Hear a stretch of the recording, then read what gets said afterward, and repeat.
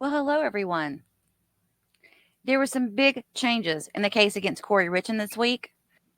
As a reminder, she's the mother accused of unaliving her husband with a fentanyl overdose and then authoring a ghost written children's book about dealing with loss of a loved one. So, let's get to it.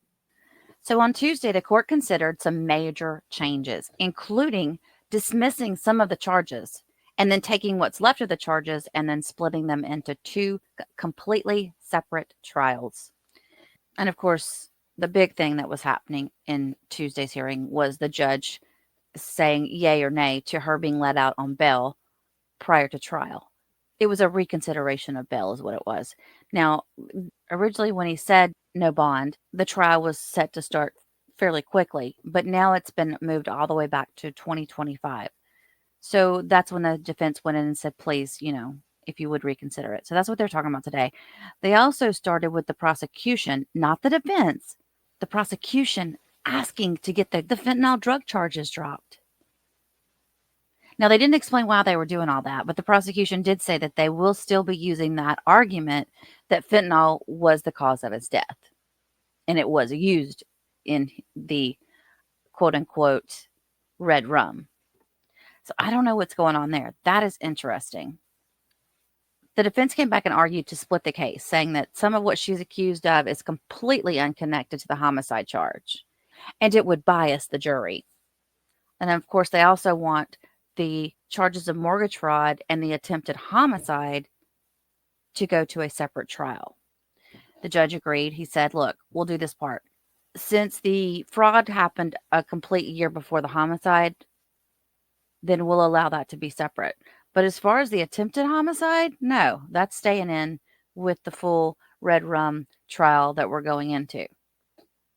He kind of took this attorney who was going a little bit too far and just said, ma'am, sit down, please. Now, another thing we found out in this hearing, and I didn't know this, maybe they had already stated it, but apparently the jury pool is going to be made up of people coming from not just Summit County, but also Salt Lake County. What was interesting is that they had planned or said something about doing a web conferencing for jury selection. I've never heard of that. In a way, it does make sense to do that at first, like just the first portion of jury selection, and then do the second portion in person. But the defense and the prosecution both said, we want it all in person. We can't do what we need to do. So I think the judge is still considering that. So then they talked about the bail charges, and they said, Judge, she's complied with every order, and as her attorney, it makes it harder to prepare for her defense with her being behind bars. What? Who says that? And she said, it just cannot be overstated the disadvantage that we are at when we cannot review the case material with our client in a functional way. The judge says, no. Partly because of the severity charges and then the loss of her business and the fraught relationship with her children. He said, now all that gives her a reason to take off. So no, she's staying in jail. No bail. The judge said structurally, she doesn't have the same connections to the community that she had then. And it's very true. A lot of people were saying that have been following this from the very beginning, and they said, yeah, no, she needs to she needs to stay put. So they're still going to move forward with the trial in about 6 months, but the next hearing is going to be on December 12th.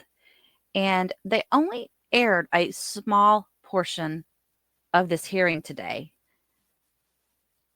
It could be that we just missed the first few minutes. I don't know. But Court TV came in the middle of it going on. So what I thought I would do now is we could watch this together and go from there. I was not concerned that Ms. Richins was a flight risk because of her connections to the community through her business and her family, and because her kids were here. Her relationship with her kids has been negatively impacted, to say the least, in the intervening time. Structurally, she just doesn't have the same connections to the community that she had then. Well, I will tell you, Your Honor, as a mother, that there is no way Kouri Richins is leaving her children, no matter what they're being told, no matter what their situation is. She will never leave her children's side under any circumstances, even to her own personal grave detriment. She has still extended family in this community. She doesn't have the wherewithal to resettle somewhere else. She's lost everything. And you know, she literally has no resources to leave the country to resettle in another place. She would have no ability to even support herself. The release plan that we presented to the court involves her living with family who would have to provide her with a home and food. And I mean, she of course wants to get a job immediately and work.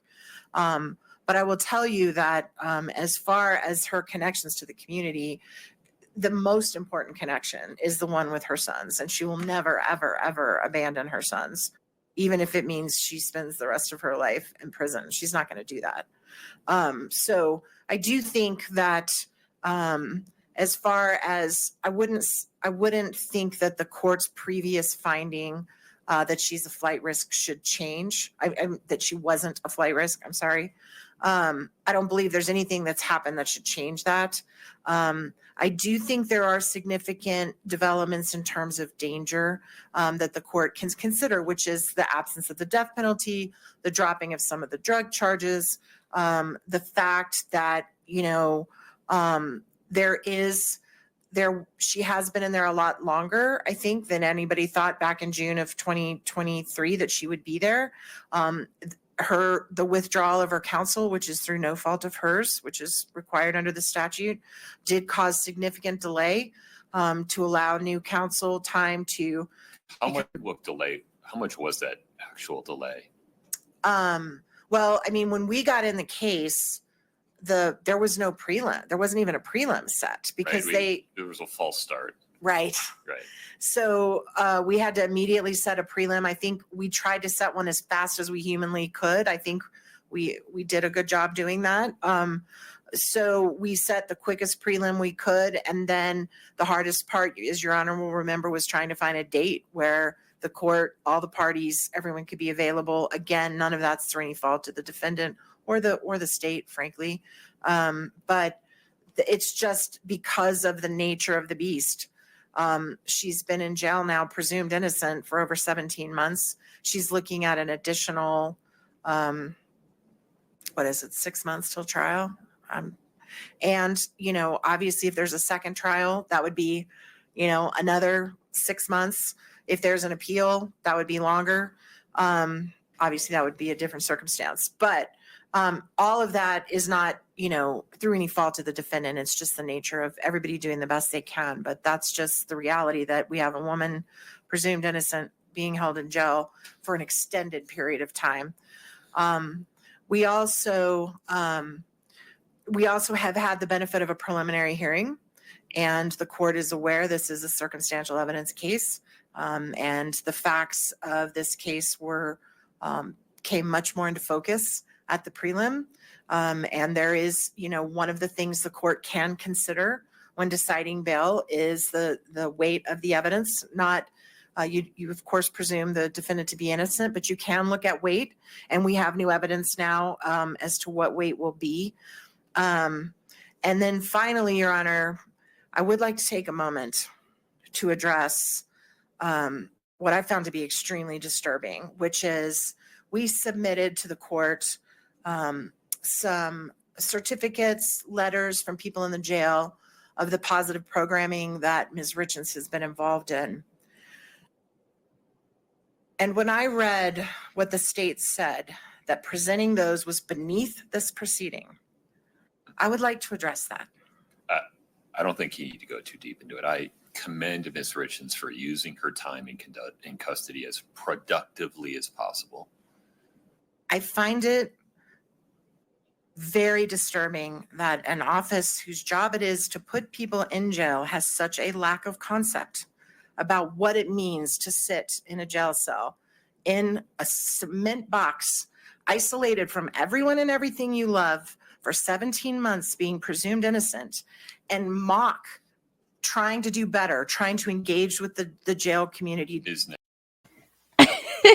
She's so dramatic.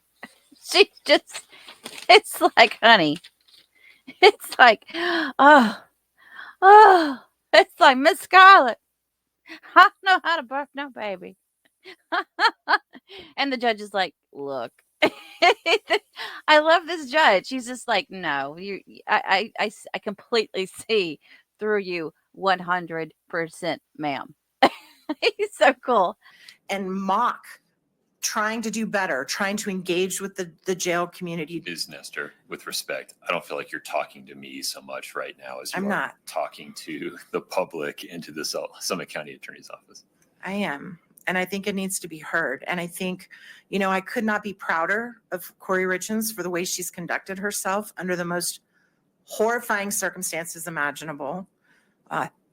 And I honor the volunteers that come and do those programs and that spend their time and their energy, and they do it. I don't even think a lot of them get paid. I think they do it because they're good people and they care about people sitting in the jail not losing their minds. And so when they filed that answer, I wasn't going to file all the certificates she did. Is she going to cry? Is she going to cry? There's no crying in court. There's somebody tell her stop. The only one that's allowed to cry are the victim's family and sometimes the defendant. But when I saw their answer, I supplemented and filed them all because I think each and every hour she spent engaging with her community, trying to focus on positivity, to learn, to better herself is something this court can and should consider. And not only is it not beneath these proceedings, it is what our proceedings should be about. I understand. And so based on all of those reasons, I will say, you know, we have a situation where I believe the amount of discovery we have in this case is now up over, Alex, more than 2 terabytes? Easily, yeah. Easily over 2 terabytes of discovery.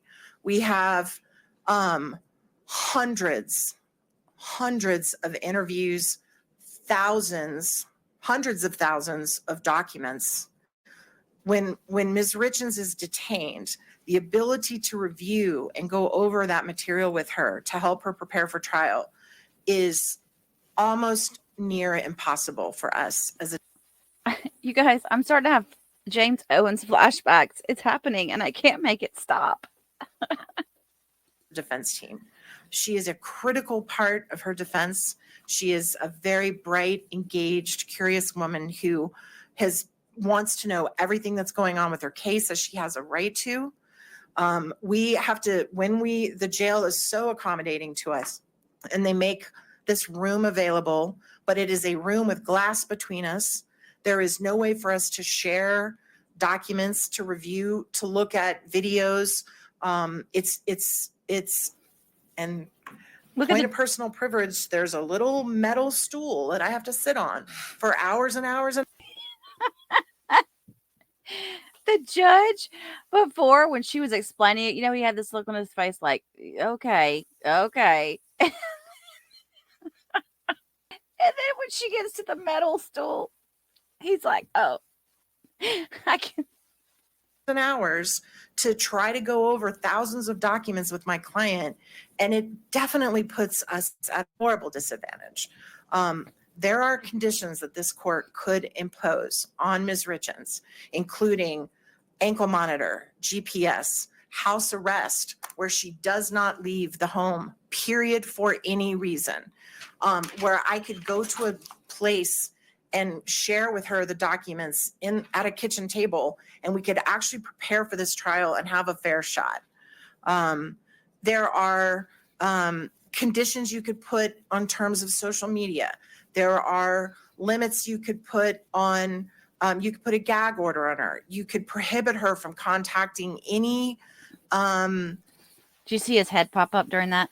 Here's the thing. She's like, it would just be way more comfortable if we could just sit down at a kitchen table. What? This isn't an episode of Martha Stewart. What are you talking about? Any witnesses, period, at all, full stop. You could require her to check in with probation, do constant drug testing, not that that's an issue in this case, but whatever the court felt the court needed to do to allow her a situation where she can prepare for trial and not be a danger. The release plan that we have provided to this court would provide for her residing in Salt Lake County. So the chance encounter of witnesses would go down significantly. There are very few witnesses in Salt Lake County in this case. Almost all are in Summit County. She would have the opportunity to have supervised visitation with her sons, which we discussed earlier. I'm not going to get into that. Wait, isn't there some issues with her being able to visit her sons anyway with his family? Like that's a whole, and I think, you know what? I wonder, you guys, if that's why the judge says no to all this, because there's just too many factors involved there. And because he's trying to make it easier on the family themselves. I don't know if that was one of his factors in deciding that she'd not get bail, but it would make sense though. But somebody needs to remind this attorney that his defendant has been charged. No, she has not been yet found guilty. However, she has been charged. And 9 times out of 10, yeah, they're in jail when you're defending them. She knows this. I just think she's laid it on thick and the judge completely sees through it.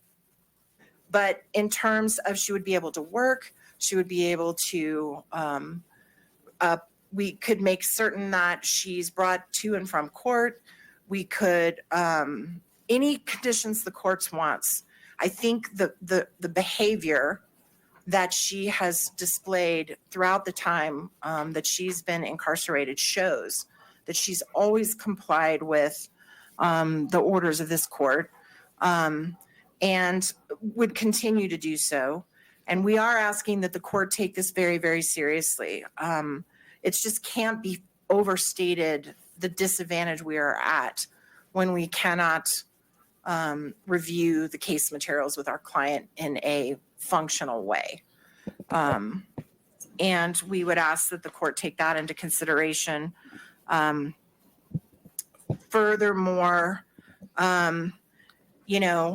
she's kind of repeating herself here. It's like the judge is like, yeah, hang on. I got to get my grocery list together because the wife wants me to stop by the store on my way home. So just keep going. I'm listening. I'm listening. Just keep going. Y'all can cue the violins now. I read the state's response to our motion for bail, and it was almost, I believe they referred to her motive and to her character. And that's not before this court. The court's got to presume that she's innocent of this crime, and you know that, and I know that, and they know that. And why they did a brief that referred to her as someone being parasitic, which, by the way, I don't know if that just means because she's a woman and she's parasitic to her husband. I don't know why that phrase was used, but it's improper and it's inappropriate, and it has nothing to do with the bail determination.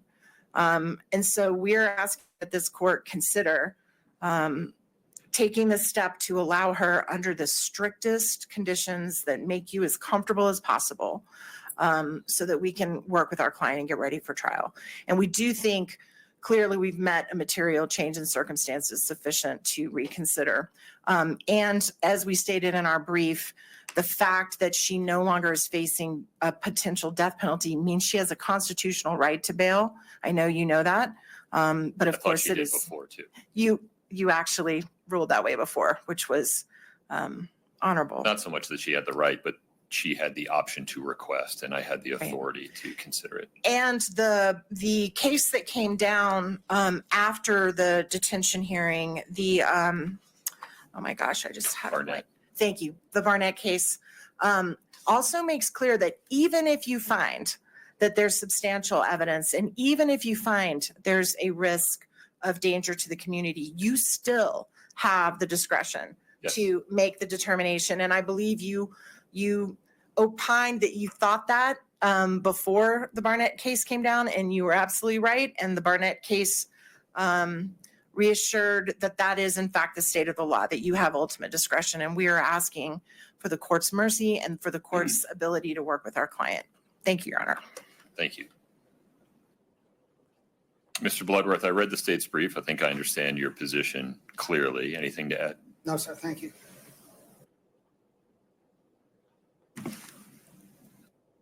All right. The defense is like, yeah, after that show, no, I'm good. Can we go back to life now? Like, can we go back to real life now? Can we please step out of the Lifetime movie that just happened here in this courtroom and just let things get moving along, please? And thank you. Utah Code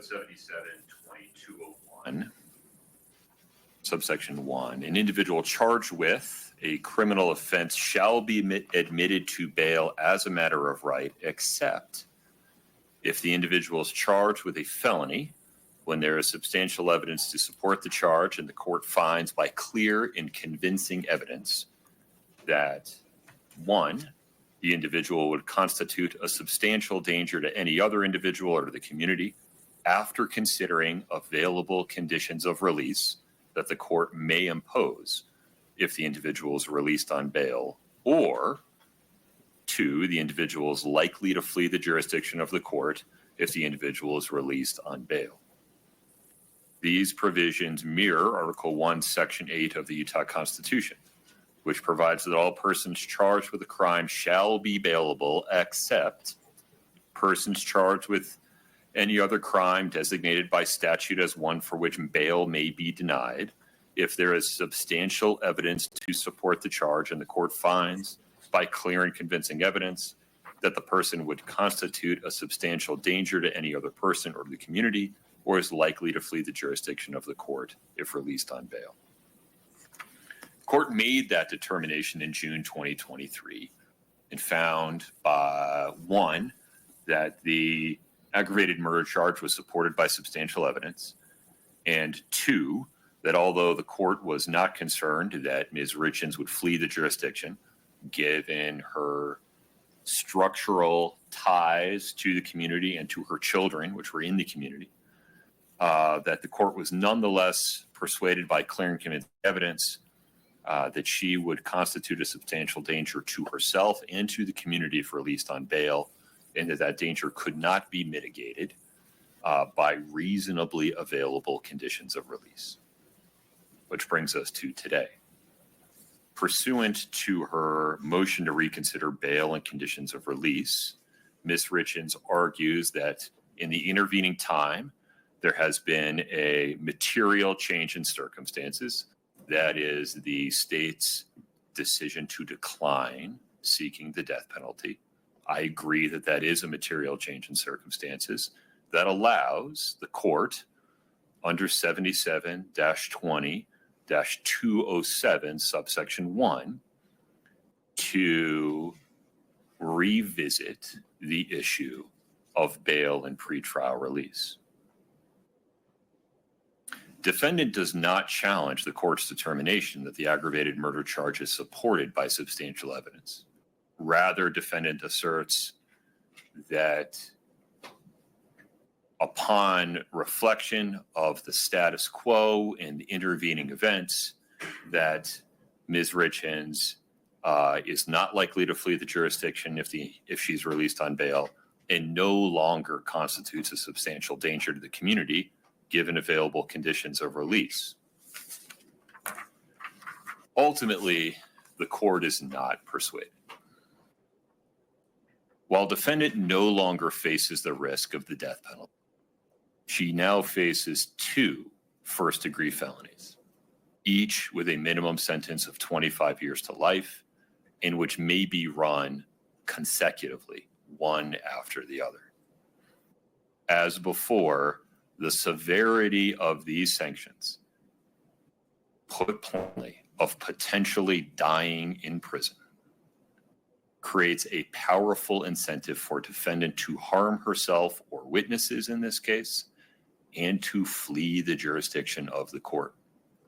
And as before, substantial evidence supports the charge that defendant secured fentanyl and deployed it to kill another person, which is inherently dangerous conduct. Moreover, defendant's relationship to her children and her ongoing real estate businesses were, in June 2023, substantial connections to the local community that mitigated the risk that she would flee. But now, in November of 2024, those anchors have been weakened substantially. The juvenile court has granted guardianship of Ms. Richins' children to members of Eric Richins' family, and through that guardianship, they are limiting Ms. Richins' contact with her children, and that circumstance is likely to persist in some form, even if Ms. Richins is released on bail. And there's a reasonable inference based on the evidence admitted at the preliminary hearing that defendant's real estate business is now defunct and that she would not be able to restart it at any time in the near future, given the cloud constituted by this case. So as compared to June 2023, the current circumstances support a finding by clear and convincing evidence that defendant poses a substantial danger to the community and that defendant is likely to flee the jurisdiction if released on bail. Moreover, the court is not persuaded that there are reasonably available conditions of release to mitigate those two risks. True, GPS-enabled ankle monitoring is available, but any report from those monitors comes days after the fact. We have, with some regularity, seen defendants just cut them off and flee, and we don't know about it until days later. They are not as protective as we would like. Living with family in Salt Lake offers Ms. Richins a place to go, and without impugning her family at all, they're not law enforcement officers, they're not probation officers. It's not reasonable to expect or require them to supervise her 24 hours a day. Given the extreme consequences that this case poses and the severe negative impacts that this case has had upon Ms. Richins' business and her relationship to her children,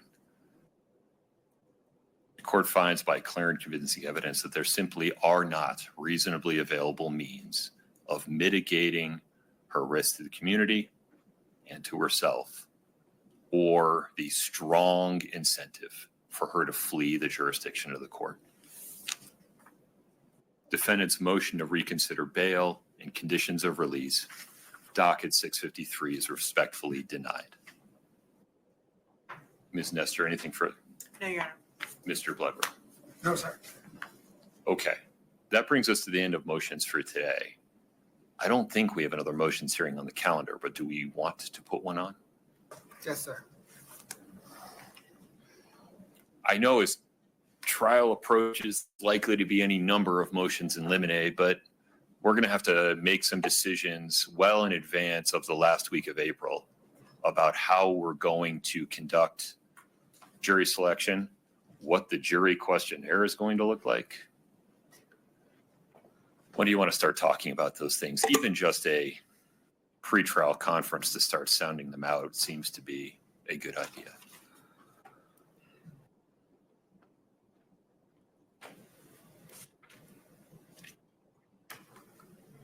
That's a good question. Shortly after the holidays? Probably. Which holidays, I guess. Thanksgiving or Christmas? Shortly after Christmas. I imagine we all have plenty to do between now and then, but if you need, I'll make room, Ms. Richins. I recognize you're in custody. I'll push stuff off my calendar if you need a hearing before then. He seems like a very nice guy, this judge. Your Honor, could we communicate with Summit County and our team and maybe communicate via email with the court on a good date that we might, or a range of dates? I do think we are going to have motions that relate to admissibility and suppression and that good stuff. That's the next round. So That's fine. It doesn't have to be the next round. Right. So I just feel like getting a hearing set in January is probably a good idea. Okay. Your Honor, as the state has done throughout, we will accommodate whatever scheduling the defense wants. Our preference, however, is to schedule it today. We found that, you know, if we leave your courtroom and promise to come back with dates, that lingers. So we would like to schedule at least the next round of motion practice. Defense has referenced some very specific motions in limine. I think we can at least set those. And we're just not ready to do it yet. We're going to have to get back to you on some dates, Your Honor. I mean, but we have both Ms. Lewis and I have trial matters pending. May I offer a different suggestion? Yeah. Can we schedule a brief pretrial conference, say in about 4 weeks, to then come up with Sure. a schedule for figuring out how to get from here to trial? Yeah. Okay. Yes, sir. Yes, sir. Watch your language to the judge, ma'am. So that's So really nothing's going to happen on the... All right, so we'll be back for that. It doesn't look like they're... Bridger says hello to everybody. It doesn't look like they're going to really do a whole lot in this next hearing. It's just kind of talking about how they're going to schedule. So I doubt, you guys, there's going to be a whole lot of coverage on it. I'm sure we'll hear about it, but if they show it, we'll talk about it here on my channel. But it's probably just going to be like, okay, this is kind of the schedule of when we're going to have the pretrial conference, blah, blah, blah, blah, blah. Because again, I mean, I guess, you know, to say it's in 2025, that's only a month and a half away. But I really appreciate y'all being here with me today and just kind of seeing what happened. And I hope that you guys have a blessed afternoon. Stay safe. Be kind to one another. And I will talk to you very, very soon.